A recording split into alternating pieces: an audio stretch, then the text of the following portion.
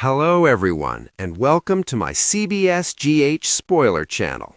I hope everyone is having a wonderful day.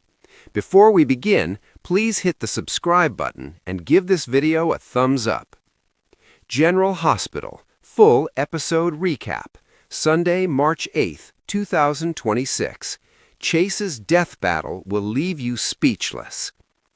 Port Charles has seen its share of heartbreak, betrayal, and miracles ripped straight from the pages of fate, but nothing, and we mean nothing, could have prepared fans for what unraveled inside General Hospitals on Sunday, March 8th. Grab your remote, your couch blanket, and every last ounce of your emotional strength, because this episode didn't just push the boundaries, it obliterated them. The morning that changed everything. The episode opened with a devastating calm, the kind of quiet that comes right before a storm tears the roof off your world. Dawn was barely breaking over Port Charles Harbor when Brooklyn Quartermain arrived at General Hospital, her heels clicking down the sterile hallway with the urgency of someone who already knew, somewhere deep in her bones, that today was going to be different. Her eyes were red-rimmed, mascara faintly smudged, a woman holding herself together with sheer will and nothing else.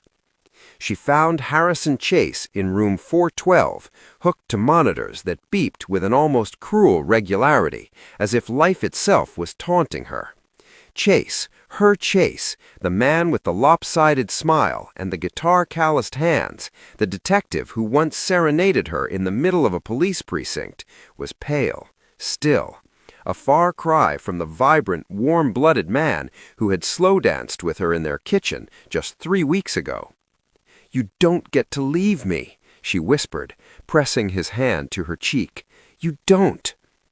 The monitors didn't answer, but Chase's fingers, barely, almost imperceptibly, curled around hers. Enter Dr. Monica Quartermain, striding in with that trademark blend of compassion and iron will that has defined her for decades. She pulled Brooklyn into the hallway with a gentleness that immediately told viewers what she's about to say is going to destroy us. "The infection has spread faster than we anticipated," Monica said, her voice barely above a whisper. "Chase's heart is under enormous strain. We have a window, maybe 36 hours, to find a compatible donor, or—" She paused, and in that pause lived an entire universe of grief. "We have to prepare for the worst." Brooklyn's sharp intake of breath was the only sound in the corridor. Somewhere down the hall, a baby cried in the maternity ward, the cruel irony of new life echoing through the same building where one incredible life hung by a thread. The Quartermain family, never a group known for quiet suffering, exploded into barely contained chaos. Ned paced the waiting room like a caged animal. Olivia prayed with clasped hands and silent ferocity. And Michael, arriving from ELQ with his tie still askew from a boardroom meeting, took one look at the scene and immediately got on the phone with every specialist contact he had in 5 states. But here is where Sunday's episode went from heartbreaking to jaw-dropping. In a scene that social media is already calling the most shocking 6 minutes in General Hospital history, Dante Falconeri arrived at the hospital, not as Chase's friend and fellow detective, but with a manila folder clutched under his arm and an expression that could only mean one thing. He knew something nobody else did. Pulling Commissioner Anna Devane aside into a supply closet, because of course Port Charles people cannot have dramatic conversations in normal locations, Dante slapped the folder open. Inside, medical records, donor compatibility reports, and a name that made Anna go ghostly white. "Dante, if this gets out," she started.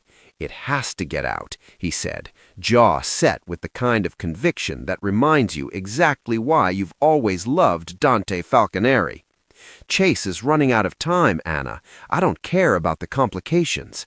The complications, as viewers quickly learned, were enormous. The compatible donor, the only person in Port Charles whose rare blood type and tissue markers could save Harrison Chase's life, was none other than Valentin Cassadine. And Valentin, currently in the middle of a classified WSB operation in Geneva, had cut off all contact. Finding him, reaching him, convincing him to drop everything and come home, all of it would require a miracle, or, at minimum, a plot-shattering phone call. Brooklyn and Chase, the scene that broke the internet.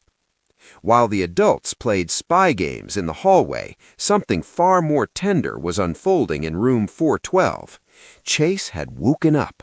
Not dramatically, not with a gasp or a surge of beeping machines, just quietly, his eyes opening with the slow deliberateness of someone surfacing from deep, dark water. Brooklyn was beside him in an instant, and what followed was 8 minutes of unscripted feeling television that reminded everyone exactly why these two have been fan favorites for years. "Am I dying?" he asked, with that characteristic bluntness of his that somehow always managed to be simultaneously devastating and oddly funny. "Not today," Brooklyn said fiercely, though her voice cracked on the last word. "Good, because I never finished teaching you that chord progression." A ghost of a smile. "You're still terrible at the G to C transition." Brooklyn laughed, that broken, helpless laugh that comes when tears and joy collide head-on, and dropped her forehead to his. "I hate you," she breathed. "I know. I love you too." If you weren't sobbing by this point, check your pulse, because something has gone medically wrong with your emotional circuitry. The final 10 minutes were a masterclass in soapy, breathtaking chaos. Anna reached Valentin through an encrypted channel. He listened. He went silent for a long, agonizing moment, the kind of silence that stretches across continents and decades of complicated history. "I'll be on the next flight," he said finally, and ended the call. Back in Port Charles, Chase's monitors began spiking. Nurses flooded the room.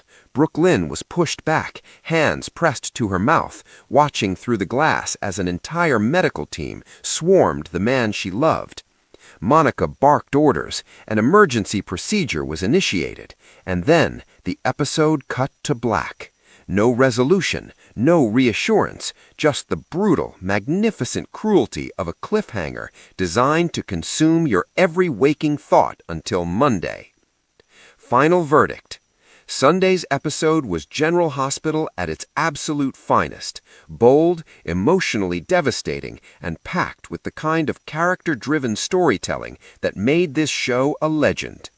Chase's fight for survival isn't just a medical drama plot. It's a love story, a family story, and a reminder that in Port Charles, the people worth fighting for are always worth fighting for. Will Valentin make it in time? Will Chase survive? And what secret inside that manila folder hasn't been revealed yet? Tune in Monday. You won't sleep anyway.